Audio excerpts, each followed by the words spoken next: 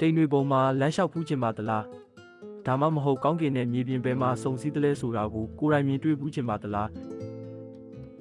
ဒီနေ့မှာတော့ကျွန်တော်တို့ဟာတောင်အမေရိကတိုက်ကဘိုလီးဗီးယားနိုင်ငံမှာရှိတဲ့ကမ္ဘာအကြီးဆုံးစားကွင်းပြင်ကြီးဆာလာဒီယူနီကိုလေ့လာကြပါမယ်ဒီနေရာဟာကမ္ဘာပေါ်မှာအလှဆုံးနဲ့အထူးခြားဆုံးနေရာတစ်ခုလို့တင်စားကြပါတယ်။ဘာကြောင့်ဒီလိုဖြစ်ရတာလဲဆိုတာကိုအတူတူလေ့လာကြည့်လိုက်ရအောင်။ဆာလာဒီယူနီဆိုတာစတူယန်မိုင်ပေါင်း4000ကျော်ကျယ်ဝန်းတဲ့ကမ္ဘာအကြီးဆုံးစားကွင်းပြင်ကြီးပါ။ဒါဟာရန်ကုန်တိုင်းဒေသကြီးတစ်ခုလုံးနီးပါးလောက်ကျယ်တာဖြစ်ပြီးအာကာသထဲကနေတောင်မြင်နိုင်ပါတယ်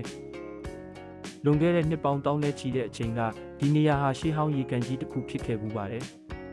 အချိန်ကြာလာတာနဲ့အမျှရေတွေခန်းချောက်သွားပြီးနောက်ဆုံးမှာတော့အဖြူရောင်စားဖုံးလွှမ်းနေတဲ့ကွင်းပြင်ကြီးဖြစ်လာခဲ့တာပါဒီနေရာရဲ့အထူးခြားဆုံးအချက်ကတော့မိုးရာသီဇန်နဝါရီကနေမတ်လအတွင်းမှာကမ္ဘာအကြီးဆုံးမှန်ကြီးတစ်ချက်ကဲ့သို့ဖြစ်ပေါ်လာတာပါပဲစားပြင်ပေါ်မှာရေလောပပလေးတင်ကျန်နေတဲ့အခါအောက်ကစားတွေကြောင့်ရေဟာလွန်ကြည်လင်သွားပြီးကောင်းကင်ယံရဲ့ပုံရိပ်ကို100%တိတိကျကျပြန်ထင်ဟပ်စေပါတယ်အဲ့ဒီအခါမှာသင်ဟာကဘာမြေပေါ်မှာရှိမနေတော့ပဲစัจ java လာထဲမှာလွင်မျောနေတယ်လို့ခံစားရစေမှာပါဒီနေရာမှာရှုခင်းတွေအပြင်တခြားစိတ်ဝင်စားစရာတွေလည်းရှိပါသေးတယ်ဒီလို6တွေ့တဲ့နေရာမှာလှပတဲ့ပန်းရောင်ဖလန်မင်ဂိုငှက်တွေကိုတွေ့ရတာအံ့ဩစရာပါဒီမှာရှိတဲ့ဟိုတယ်ရဲ့ကတင်စပွဲတွေကိုစားတုံးတွေနဲ့ပဲတိစောက်ထားတာကလည်းစိတ်ဝင်စားစရာပါရှေးဟောင်းရထားရွဲကြီးတွေစုပုံထားတဲ့နေရာကလည်းဓာတ်ပုံရိုက်ဖို့အကောင်းဆုံးနေရာတစ်ခုအနေနဲ့ရှိပါတယ်ဒီနေရာကိုသွားမယ်ဆိုရင်တော့ကြိုတင်ပြင်ဆင်မှုတချို့လိုအပ်ပါတယ်။အမြင့်ပေအလွန်မြင့်တဲ့အတွက်အောက်ဆီဂျင်နဲ့ပါပြီးအသက်ရှူရခက်ခဲတဲ့ altitude sickness ဝေဒနာကိုခံစားရနိုင်ပါတယ်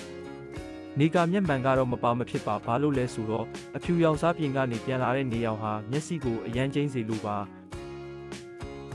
ဆာလာဒီယူနီဟာတဘာဝတရားကြီးကကျွန်တော်တို့ကိုပေးထားတဲ့လက်ဆောင်တစ်ခုပါ။ကဘာကြီးကဘလောက်တောင်အံ့ဩစရာကောင်းလဲဆိုတာကိုဒီနေရာကသက်သေပြနေပါတယ်။တင်ရောဒီလိုမော်ဆန်တဲ့နေရာမျိုးကိုတွားကျင်စိတ်ရှိပါသလားတင်ကြိုက်ဆုံးကမ္ဘာအံပွင့်နေရာကရောဘယ်နေရာလဲကွန်မန့်မှာပြောပြပေးသွားပါဦးဗီဒီယိုလေးကိုကြိုက်နေတဲ့ရင် like and subscribe လုပ်ဖို့မမေ့ပါနဲ့နော်နောက်ထပ်စိတ်ဝင်စားစရာအကြောင်းအရာသစ်တွေနဲ့ပြန်လာခဲ့ပါမယ်အားလုံးကိုကျေးဇူးတင်ပါတယ်